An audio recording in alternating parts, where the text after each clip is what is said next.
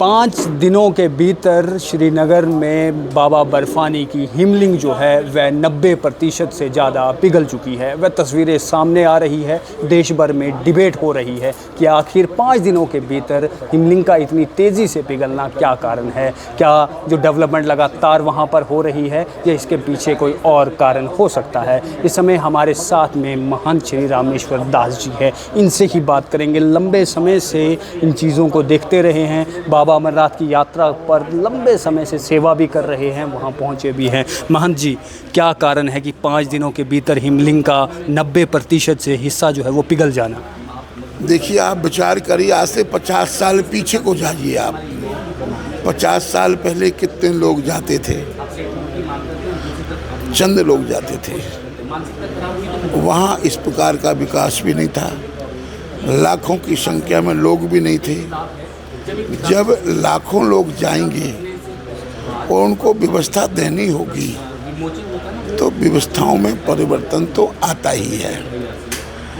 तो मैं आपके माध्यम से यह कहता हूँ कि हम सब लोग 12 ज्योतिर्लिंग के दर्शन करते हैं, राम जन्मभूमि में जाते हैं, भगवान कृष्ण जी की मथुरा में जन्मभूमि में जाते हैं।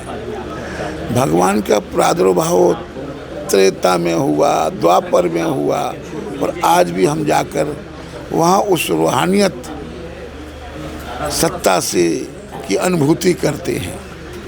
तो वहाँ पर भोलेनाथ हिम शिवलिंग के रूप में प्रकट होते हैं।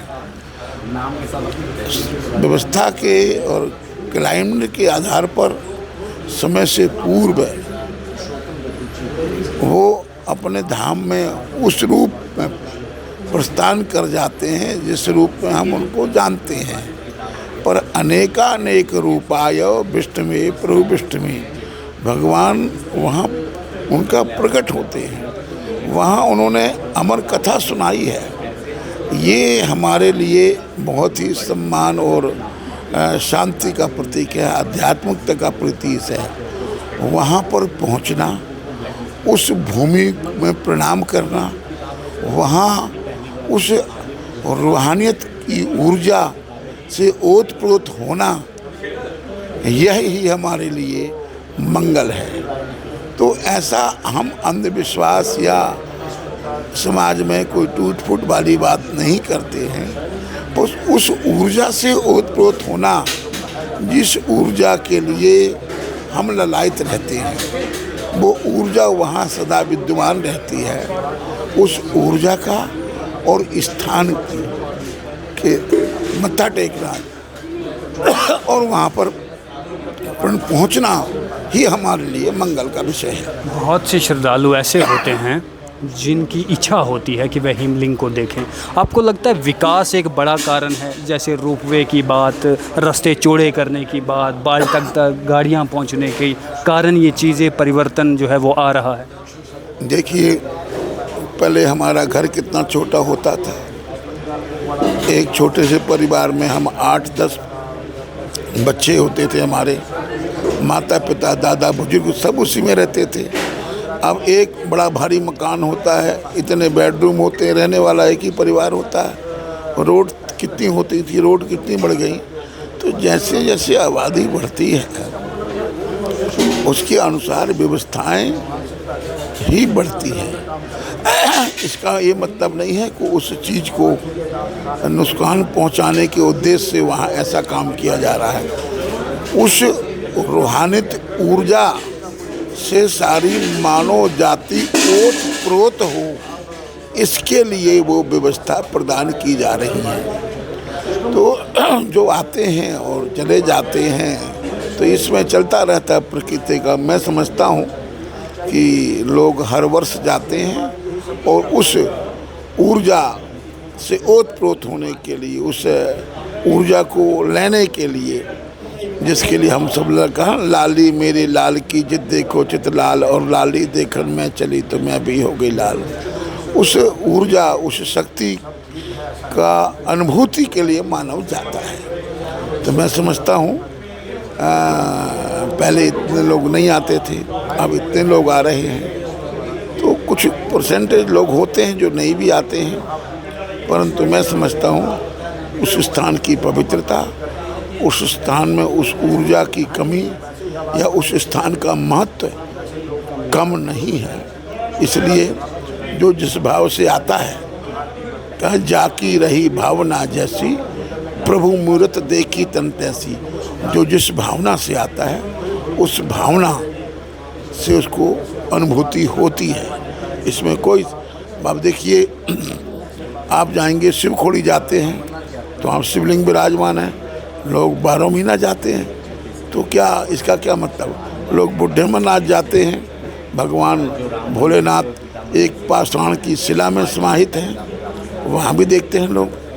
तो मेरा ऐसा मानना है, क्योंकि हर व्यक्ति का एक पिता के विपुल कुमारा, पृथक पृथक गुणशील आचारा। हर व्यक्ति के अपने विचार होते हैं, अपनी सोच होती है, अपना चिंतन होता है। मैं संत हूँ और धर्मगुरु हूँ, तो मेरा ऐसा चिंतन है, मेरा ऐसा मानना है, और संतों का भी ऐसा मानना है कि उस ऊर्जा के लिए, उस रूहानियत से ओत-प्रोत होने के लिए हम जाते हैं। न उसकी महिमा कम होती है, न वो ऊर्जा कम होती है। वो इस स्वरूप में, जिस रूप में होते हैं उस रूप में नहीं रहते हैं। तो बाकी भोलेनाथ तो विराजमान है, जो भक्त जाते हैं। आखिरी सवाल मेरा ये है कि व्यवस्था जम्मू कश्मीर के भीतर श्रद्धालुओं के लिए की जा रही है, अलग अलग लोग भी सामने आ रहे हैं, प्रशासन जो है परिपक्व है, लेकिन एक विषय जो इस समय जम्मू कश्मीर में है, जिसको लेकर लेफ्टिनेंट गवर्नर हो, सरकार हो या एडमिनिस्ट्रेशन हो, उनका कहना है कि बिना रजिस्ट्रेशन के किसी को भी दर्शन करने का मौका नहीं मिलेगा। ये बात अच्छी बात है, रजिस्ट्रेशन होना चाहिए, पर भैया अभी यात्रा को शुरू हुए 3 तारीख से आज 8 तारीख, कितने दिन हो गए हैं? 58 दिनों की यात्रा है, अभी तो 50 दिन बचे हैं यात्रा के लिए।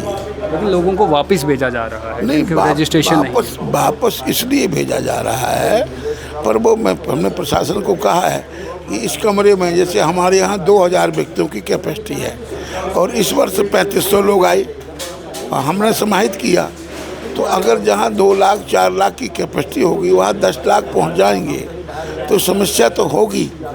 तो फिर भी प्रशासन से हमारा विनम्र प्रार्थना है कि जम्मू से आगे तब जाने दिया जाए जब वहाँ की व्यवस्था स्मूथ चले। उतने लोगों को ना भेजा जाए और सबको रजिस्ट्रेशन करके भेजा जाए। उनको रुकने के लिए जो लोग होटल में रुकते हैं, कोई शराब में रुकते हैं, बाकी ये भोले की नगरी है, भूखे को अन्न, प्यासे को पानी, जय बाबा बर्फानी। अनाज की तो, लंगरों की तो कहीं कमी नहीं है। यहाँ ही जहाँ बड़े लंगर लगे हैं, कहीं भी भोजन प्रसादी करें लोग, तो कोई मत किसी चीज़ का अभाव नहीं है। व्यवस्था का है तो व्यवस्था तो बना के ही बनती है ना, और बातों से तो बनती नहीं है। बड़ी अच्छी बात है, हमारे जो एलजी महोदय हैं बड़े धर्म और हिंदू सनातन धर्म के प्रतीक नज़र आते हैं। मत्थे में चंदन है, धोती है और बोधी है और संस्कृत के विद्वान हैं। ये हमारे लिए, मैं समझता हूँ, बहुत बड़ी बात है। समझ का फेर है। समझ अगर ठीक होगी, अगर दूषित राजनीतिक सोच होगी तो बहुत कुछ कमियां नज़र आएंगी। दूषित राजनीति अच्छी होती है, पर दूषित राजनीति हो जाए तो उसमें बहुत सी कमी नज़र आती हैं। अच्छी सोच लेके चलेंगे आप तो कोई कमी नज़र नहीं आएगी, आपको अच्छा ही लगेगा और आप उसके मंगल की कामना करेंगे और सपोर्ट करेंगे। हमारे जवानों को देखो ना, इतनी बेल्ट फोर्स लगी है, सुबह से शाम तक। हमारे यहाँ 100 बंदा होगा बेल्ट फोर्स का, कोई सिक्योरिटी का है, कोई इंटेलिजेंसी का है, कोई ट्रैफिक का है, कोई पुलिस लाइन का है, कोई कहीं का है।